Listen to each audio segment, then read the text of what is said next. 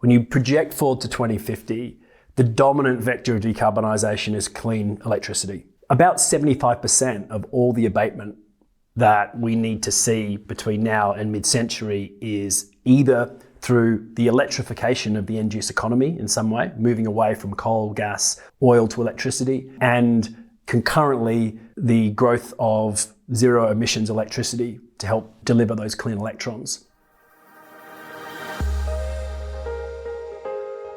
Welcome to the Smarter E podcast special, a 6-part miniseries recorded live at the Smarter E Europe, which took place in June in Munich. Having visitors from all over the world flocking to Munich to visit the Intersolar, the EES, Power to Drive, and EM Power, we used the opportunity to sit down with some of them and dive deeper into some of the major current topics. Enjoy! Well, this episode will be an exquisite opportunity to really dive into the latest numbers, the latest trends, technological developments, regulatory developments all around the world when it comes to the new energy world. So may it be storage, may it be electricity and renewables ramp up, may it be grid management or mobility. Because in this episode I have a guest who covers it all. I think most of us have read his numbers in the recent years. He's been with Bloomberg and EF for 14 years as the lead author, but also as the chief economist. So he's provided us with the new energy outlook year by year. He transitioned to HSBC a year ago, and he's now heading the climate transition at HSBC. I'm very glad to have him on the podcast, Seb Henbest. Welcome, Seb. Thank you so much. Well, Seb, we had you here on stage for the opening ceremony at the Smarter E Conference 2023. Now, diving in right with your new role at HSBC, what kind of new angle did that give you on the whole industry, and what new kind of insights did you gather in the last year? Yeah, it's been a really interesting transition into the finance sector. And the first observation is that, HSBC and many international banks are real microcosms of the world economy. The bank is active in every sector that matters for the energy transition, and therefore it's challenged to play a role in decarbonising and to meet net zero targets, and HSBC has set net zero targets and an ambition to be a net zero bank. That means working with clients across the world to decarbonise our portfolio, because for a bank, emissions are the emissions of our customers. They are scope 3 emissions. That's where it all is. So for us to achieve net zero, we need our clients to achieve net zero. And so the real insight is the important role that banks can play, not just in mobilising capital, but also engaging with clients on this. And really, I think we've now seen over the last few years a significant amount of momentum in international finance. GFANZ, the Glasgow Financial Alliance, that really pulled together a large number of lenders to all make a commitment to net zero together, has really catalysed action. And I think finance is now playing a really central role in that push towards net zero. And we're really, climate and that transition is one of the key strategic pillars of HSBC. And it's a strategic pillar for many financial institutions now. It's how we see growth coming in the future. It's where we see opportunity to grow economies, grow companies. And, it's a day doesn't go by when, we're not thinking about solving problems, about dealing with net zero transition in every aspect of the business. It's really mainstream. But banking is a very particular industry because it's a relationships industry. And so unlike investment, where the capital, will move around and divestment is an important tool to help incentivize the transition, what our superpower is the relationship we have with our customers. Can we work with them? And some of these relationships are, decades old. How do we work with them? And not just in easy parts of the world like Europe, where decarbonisation is a steady trend, or even in the Americas, where despite the complicated politics, emissions have been falling. But in parts of the world where emissions are growing, in Asia, in the Middle East. And HSBC has deep relationships there, and we can leverage those to help have better conversations, help nudge our customers and the governments within which they operate, or the countries within which they operate, nudge them towards a more climate-aligned strategy. And I think there we can make a really, really big impact on this. Speaking about net zero targets, specifically all around the world, I think you opened your keynote at the opening with good news, basically. And that is that the world has really all over agreed on really going net zero by 2050, right? Well, yeah, I think not everyone agrees yet. But if you look around at the data that's collected for countries on how many countries have either legislated a net zero target, have one under discussion, or in the process of legislating, you get to very close to 90% of world emissions, world GDP, world population. That's very close to a consensus globally. And all the major economies are making these commitments. They're not all by the same date, they're not all in quite the same way, but there is a direction of travel there that's really encouraging. And when governments make these commitments, to achieve those commitments, policy needs to follow. And so part of the challenge that we're faced with today is that the rate of decarbonisation, while faster than it's ever been, is still not fast enough. These commitments give us some hope that the policies that are going to be needed to help drive the capital and drive the business development and the technology development and deployment that we need to get on track for net zero is in the pipeline. Because otherwise, these national targets aren't going to be possible. If you put back on your hat as the former chief economist at Bloomberg NEF, what kind of projections do you still have in mind, or possibly I think you can still borrow the charts from your former colleagues? So what kind of projections do you see for 2050, specifically now if we zero in on the energy sector? Yeah, and I think some of these charts are burned into my mind. So, and the team at Bloomberg NEF are producing really, really good work still in this area. And the most recent New Energy Outlook tells the same story that we've been telling for, the 8+ years prior, which was that when you project forward to 2050, the dominant vector of decarbonisation is clean electricity. About 75% of all the abatement that we need to see between now and mid-century is either through the electrification of the end-use economy in some way, moving away from coal, gas, oil to electricity, and concurrently the growth of zero emissions electricity to help to deliver those clean electrons. On top of that, you've got some role to play for clean fuels. You've got some role to play for carbon capture technology, particularly for industry like cement, or in the production of synthetic fuels where you can pull carbon dioxide from the atmosphere, direct air capture, and then combine it with hydrogen to a synthetic fuel. These are probably going to be necessary technologies, not mature and commercial yet, but are building momentum. But really, the big story is clean electricity. And it's a story that should give us some optimism, because the main technologies that need to get deployed rapidly to achieve that decarbonisation are wind, solar, batteries, and electric vehicles. And they're the things that are the most economically competitive and the things that we've been doing for the longest. And frankly, the world is pretty good at doing them. We just got to go faster, right? But it's a lot of that story plays on out to 2050. This is a story that is at its beginning in terms of the growth of wind, PV, batteries, etc. in the system. If you think about an electricity system that is part of a net zero emissions energy economy, it's 2 to 3 times bigger than it is today, depending on what role hydrogen plays and how you manufacture it. In terms of capacity, we're talking about a 5 times increase in installed capacity and the build out of the grid to support that. And that 5 times increase in installed capacity probably means roughly a 10-fold increase in the wind PV battery story.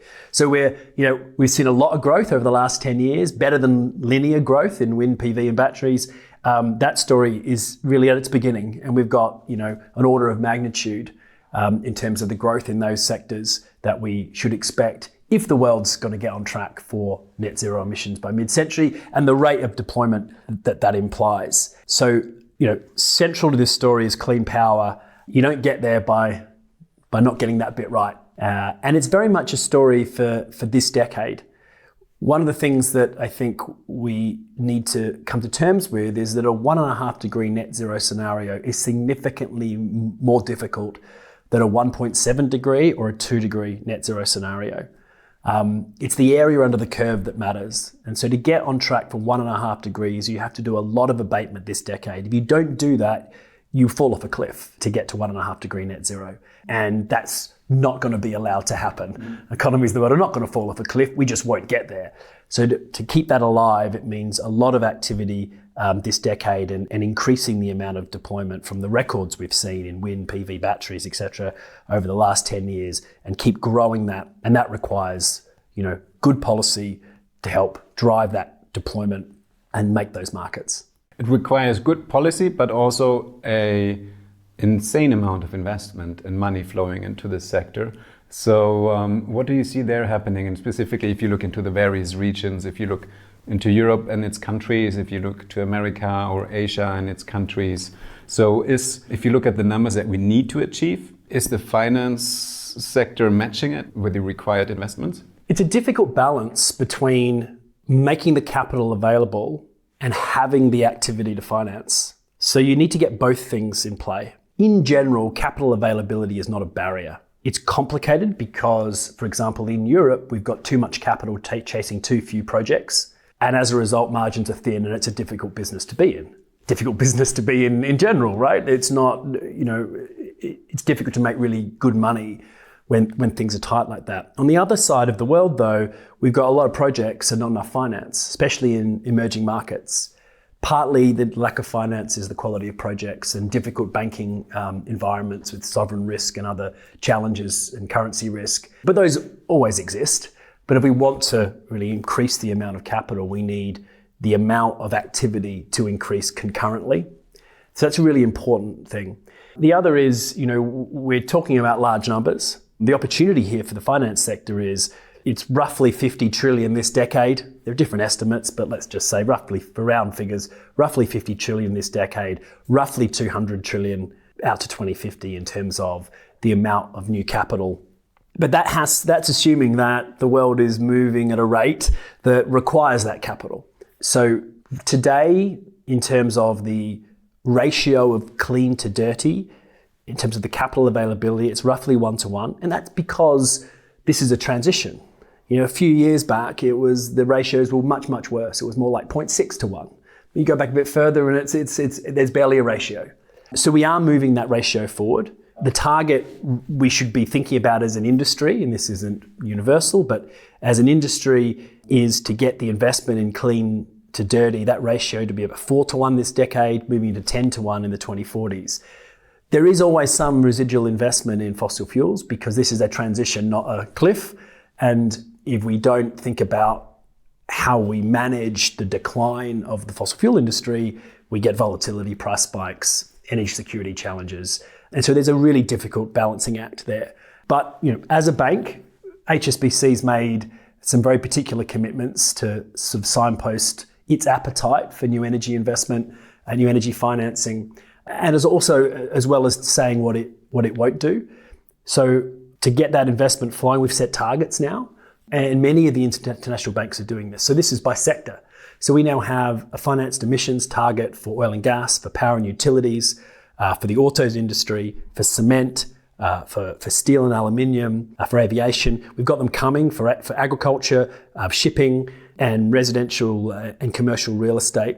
And that sector by sector, setting ourselves targets for our portfolio at 2030, which are 1.5 degree aligned, pushing out towards net zero in 2050. So we've set those targets. We've set ourselves policies to help drive the capital in that direction around, which sets out our appetite for different types of things. So for example, we've set a policy, thermal coal phase out policy now that says that we will be out of thermal coal activity by 2030 in the OECD and EU, and by 2040 in the non-OECD. And that reflects the relationships we have and the clients we bank. But we're saying to them, we can't do this anymore. We can't have these relationships if thermal coal is a part of your long-term strategy.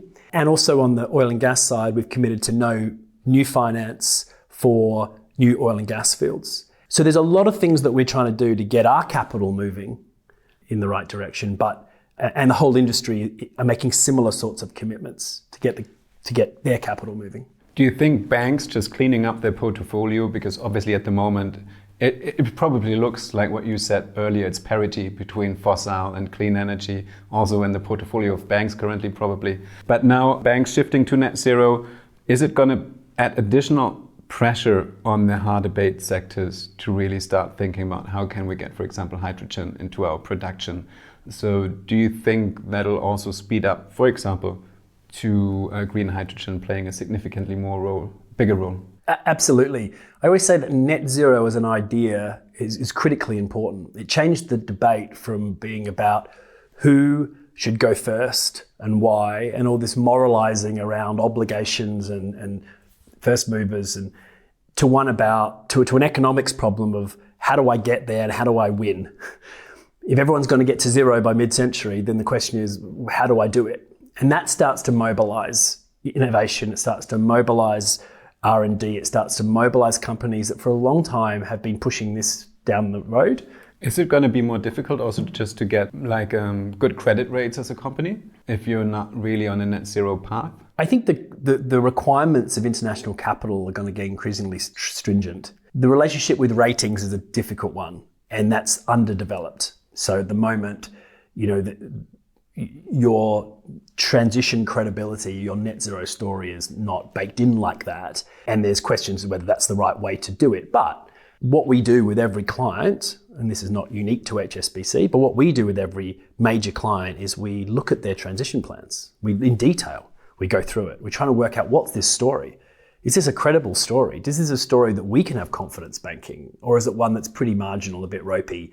Does it look like a nice glossy brochure, but actually when you look under the hood, there ain't much there? Or is it really robust? And by identifying where clients are on their journey, if they're really early stage and they've got a little bit, but it's not fully credible yet, to those that are really well developed and are pushing hard into this, we can then adapt how we engage. Is it about providing more capital? Are we now racing to be relevant to them? Or are we ahead of our client and saying, hey, we need to look at how we can decarbonize faster. Let's look at opportunities together to do that. And it comes back to engaging with our clients, working with those relationships is really key.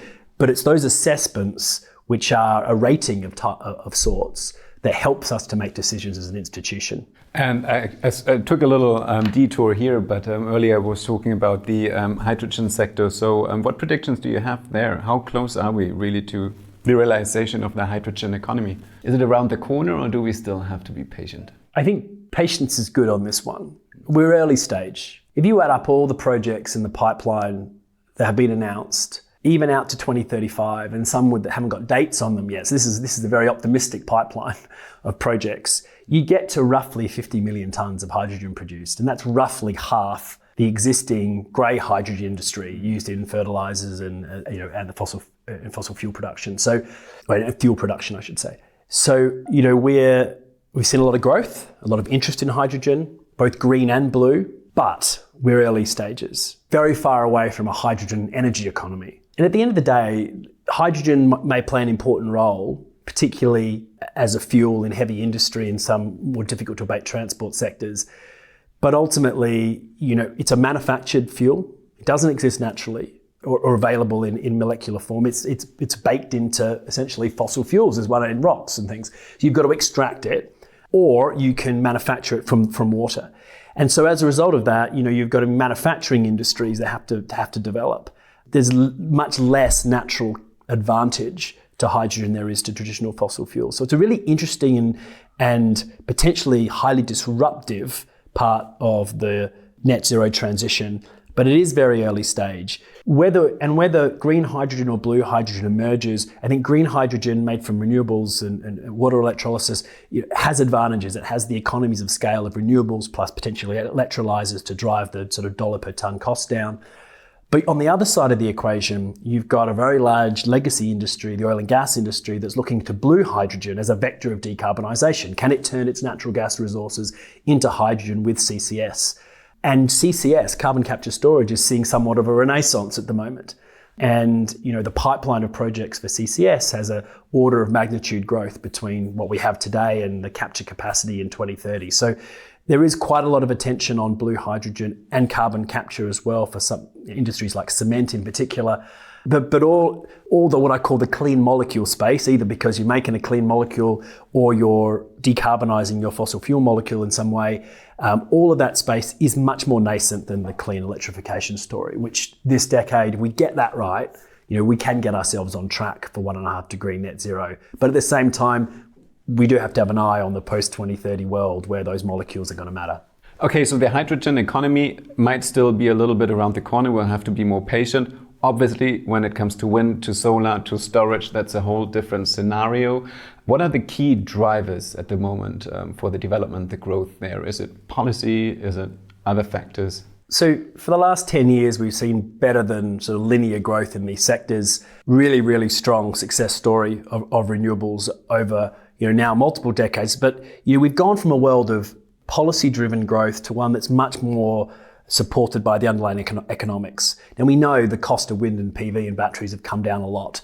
Depending on where you draw the measurements, 80-85% for PV, sort of similar ballpark for batteries. Wind a little bit less, but it's a more complex machine. That's underpinned by really, really good manufacturing economics. So you can draw the relationship between manufactured volume and cost. And when you do that, PV's got a learning rate of about 28%, give or take, which is the cost declines for every doubling of manufacturing capacity. Lithium-ion batteries aren't as good as that, but are looking like 17, somewhere between 16 and 18%. They did go up in price in the market for the first time ever last year as a result of a combination of factors, higher inflation, but also, of course, the components that go into a battery got more expensive. And with wind, that relationship is less strong, that learning rate, but it's still on a megawatt hour basis is still very, very much keeping wind as in competition with PV. But it's that underlying economics that I think should give us some confidence that that growth story will continue. And particularly if you look at batteries, the manufacturing scale that's around the corner is sort of eye-watering, but so is the growth in electric vehicles that it's there to support. So, we've seen a doubling, 2 to 3 times growth in battery manufacturing capacity over the last couple of years. We're going to see a sort of 4 times growth in current capacity over the next couple of years.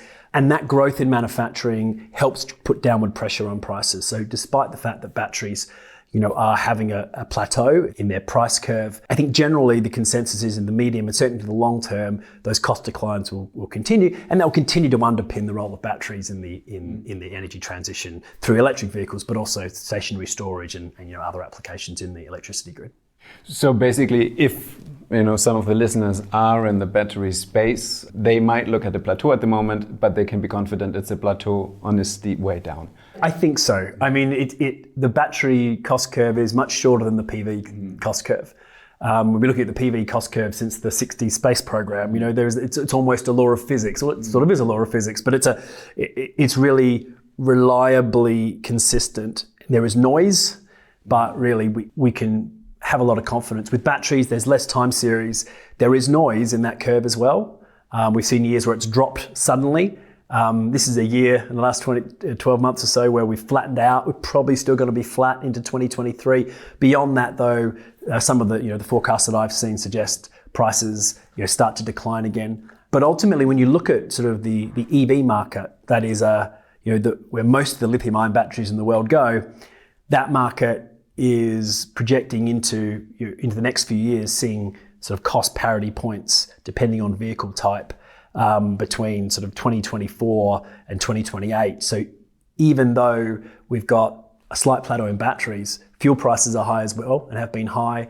And overall, the electric vehicle market demand is going up. So I still think we're going to see those tipping points that's going to increase demand for batteries much, much faster over the coming years. And I suspect we'll see record EV deployment again and again and again, like we have with wind and PV. Thank you so much, Seb, for sitting down with me here at the opening ceremony afterwards, taking your extra time for the podcast. It's been a pleasure to have you on board. Pleasure to talk to you.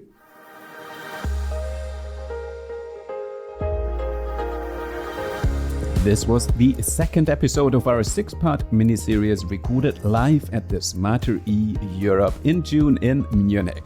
For our 3rd episode, I'll sit down with Markus Vlasic, CEO of NewCharge, who will give me an exclusive insight into what's happening in Brazil, specifically in regard to energy storage systems and, of course, hydrogen. Brazil, of course, has seen quite an exciting development in regards to renewables, so the big question is, how is energy storage faring in comparison to PV? Stay tuned and do not miss the 3rd episode of this exclusive mini-series.